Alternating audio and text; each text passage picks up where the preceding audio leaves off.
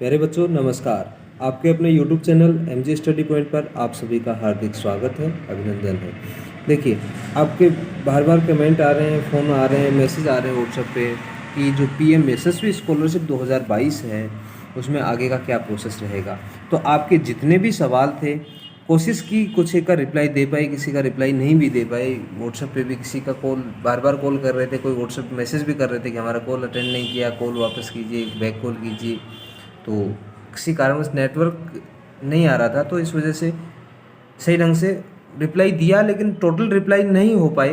तो अब इस वीडियो के माध्यम से कोशिश करेंगे कि आपके जितने भी सवाल हैं उन सभी का जवाब आपको इस वीडियो के माध्यम से मिल जाएगा। इसके लिए आपको वीडियो को बिल्कुल भी स्किप नहीं करना है, एक एक लाइन को अच्छे से ध्यान से सुनना है और समझना है। देखिए, और इसको वीडियो को आगे शुरू करने से पहले यदि आपने अभी तक हमारे चैनल को सब्सक्राइब नहीं किया है तो सब्सक्राइब करें, साथ ही बेल आइकन को प्रेस करें जिससे आगे आने वाले वीडियो की नोटिफिकेशन सबसे पहले आपको मिल सके। तो आइए शुरू करते हैं कि आपके जो सवाल आए थे लगभग उन सभी के आंसर इस वीडियो में आपको मिलने वाले हैं।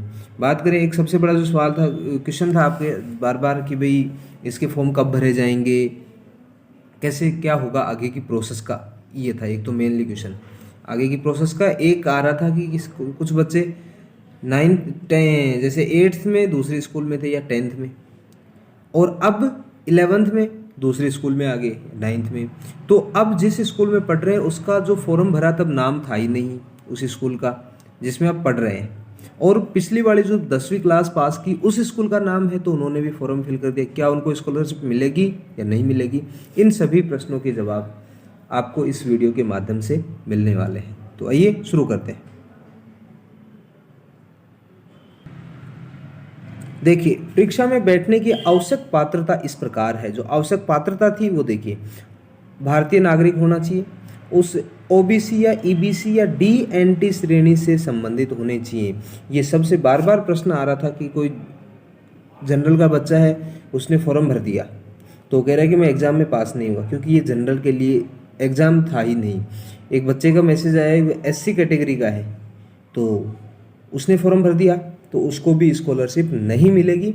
ये स्कॉलरशिप सिर्फ और सिर्फ OBC, EBC और DNT इस श्रेणी में जो हैं उनके लिए ही लागू है, इसके अलावा किसी के भी लागू नहीं है। तो जिन्होंने भर दिया गलत फॉर्म, फिर उनका क्वेश्चन था एक और कि भी फिर हमारा फॉर्म भरवा के हमारे से एग्ज़ाम क्यों दिलवाया गया। ये तो तुम्हारी गलती है ना। जब ये जो पेज है आपके सामने, ये आपका जो फर्स्ट टाइम जब नोटिफिकेशन आया था वो ऑनलाइन फॉर्म भरे गए थे उस टाइम का है, क्योंकि परीक्षा में बैठने के लिए आवश्यक पात्रता ये थी। ये आपके पास है तो आप फॉर्म भरो, नहीं तो फॉर्म ही नहीं भरना चाहिए था।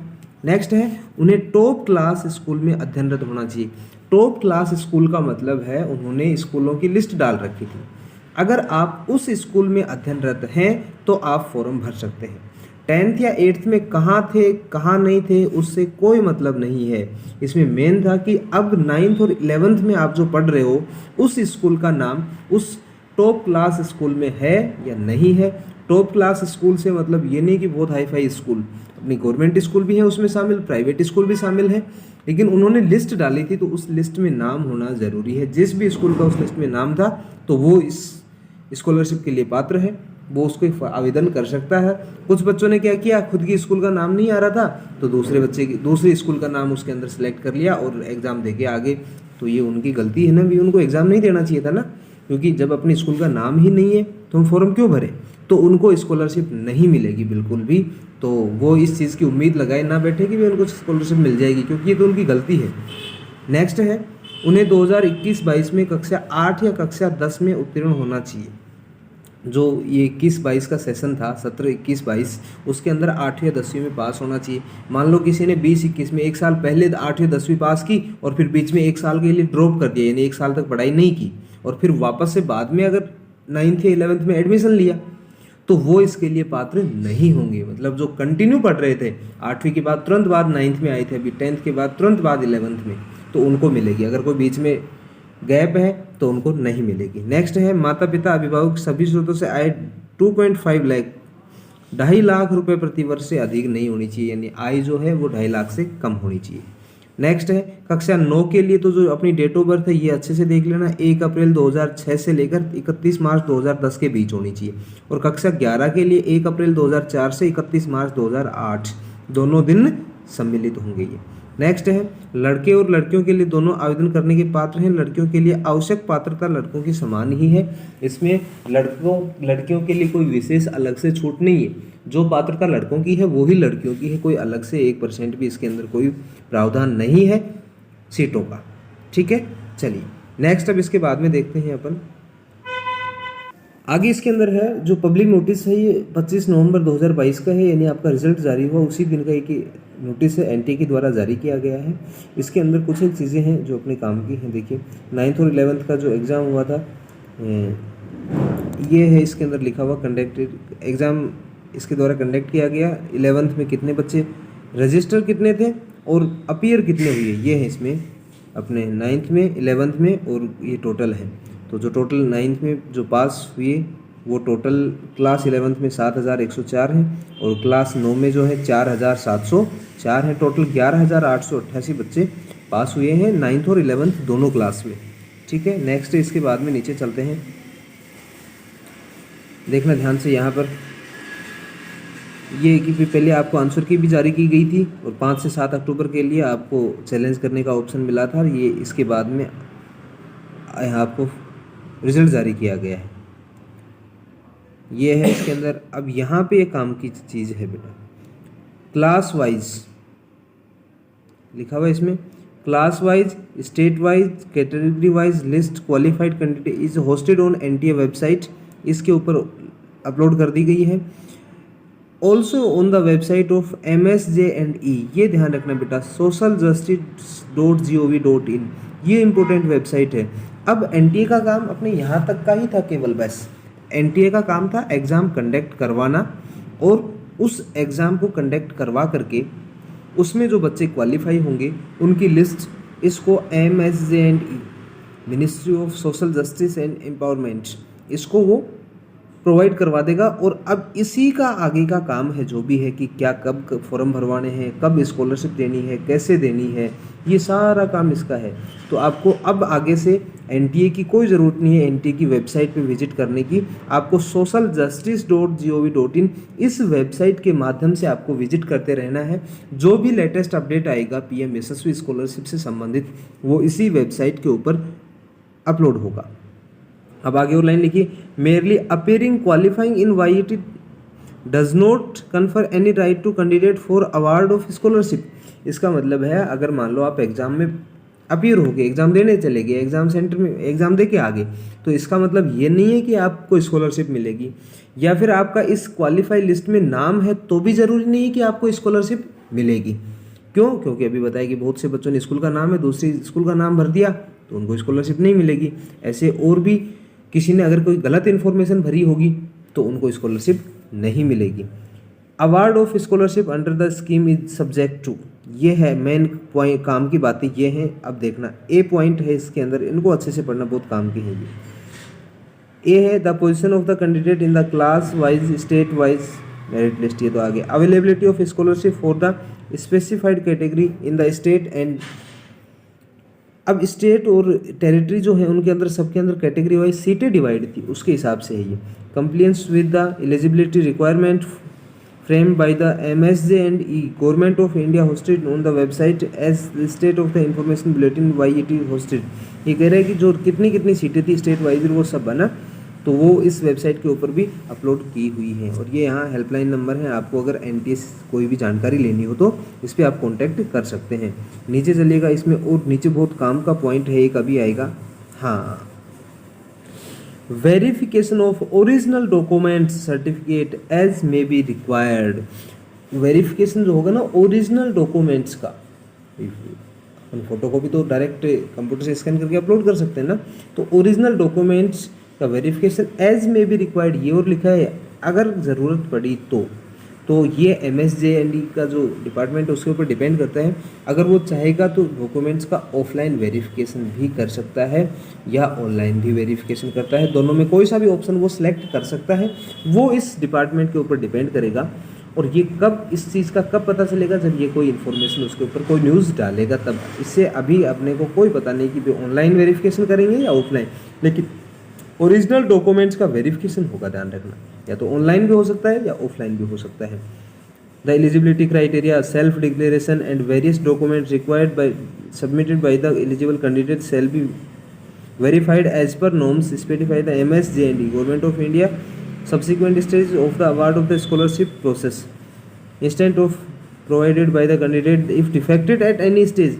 अगर किसी भी स्टेज पर वो डिफेक्टेड पाया जाता है, detected would disqualify the candidate. अगर मान लो कहीं कुछ आपने गलत इन्फॉर्मेशन दी है उसमें, भाई इनकम से संबंधित, मान लो इनकम सर्टिफिकेट अपलोड नहीं किया या गलत अपलोड कर दिया, तो फिर उस आप स्कॉलरशिप के लिए क्या हो जाएंगे, डिस्क्वालीफाई हो जाएंगे। नेक्स्ट है रोल ऑफ एनटीए।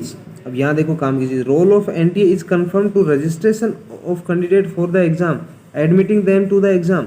भाई एनटीए का जो काम है वो कैंडिडेट का रजिस्ट्रेशन करवाने का है और एग्जाम कंडक्ट करवाने का है। Conducting the exam in the prescribed mode, display the answer key, inviting challenge के लिए आपको, finalising the answer key, processing the result and hosting the list of qualified candidates.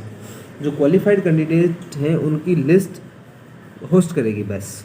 बाकी NTA has no role to play award in scholarship. ध्यान से देखने last, NTA has no role to play in award of scholarship. NTA का कोई भी role नहीं है scholarship देने में। ये स्कॉलरशिप देने का काम सिर्फ और सिर्फ SJ&E जो डिपार्टमेंट है MSJ&E, ये इसकी का काम है, ministry of social justice and empowerment का है, ये एनटीए का काम नहीं है। तो आप आगे से एनटीए की वेबसाइट पर विजिट ना करके ministry of social justice and empowerment की वेबसाइट पर विजिट कर सकते हैं। Candidate are advise to be in touch with the MSJ website for further steps in the process of award of scholarship. ये scholarship की आगे की क्या प्रोसेस रहेगी, इसके लिए आपको इस वेबसाइट के ऊपर विजिट करके रहना है। इसी के ऊपर इन्फॉर्मेशन आने वाली है। अभी आगे से कोई भी इन्फॉर्मेशन नहीं आई है डॉक्यूमेंट वेरिफिकेशन की या कोई भी, तो जब भी डॉक्यूमेंट वेरिफिकेशन की कोई डेट आएगी तो हम आपको ज़रूर बताएंगे। उम्मीद है कि आपको इससे पता चला हो कि आप स्कॉलरशिप के लिए एलिजिबल हैं या नहीं हैं।